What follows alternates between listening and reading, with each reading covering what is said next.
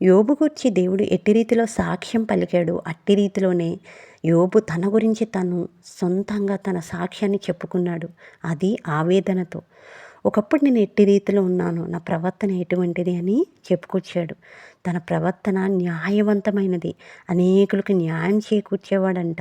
అంతేకాదు పెద్దవాళ్ళు మొదలుకొని చిన్నవాళ్ళ వరకు అందరూ రాజవీధుల్లో నడిచొచ్చేటప్పుడు అందరూ మర్యాద ఇచ్చేవాళ్ళు, లేచేవాళ్ళు, రెస్పెక్ట్ ఇచ్చేవాళ్ళు. అంతేకాదు విధవరాండ్రికి చాలా సహాయం చేశాడు, వాళ్ళ హృదయాన్ని సంతోషపెట్టాడు.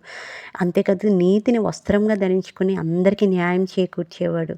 ఎవరైతే దుర్మార్గులుగా ఉన్నారో వారిని గద్దించి వారిని సరిచేశాడు.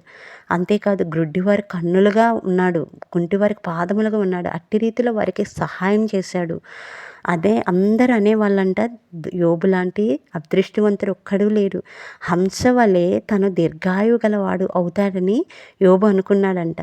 నా వేళ్ళ చుట్టూ నీళ్లు వ్యాపించును, మంచు నా కొమ్మల మీద నిలుచును, నాకు ఎడతెగని ఘనత కలుగును, నా చేతిలో నా విల్లు ఎప్పటికీ బలంగా ఉండునని అనుకున్నాడు. కానీ తీరా చూస్తే సాతాను శోధించాడు, దేవుడు పరీక్షించాడు.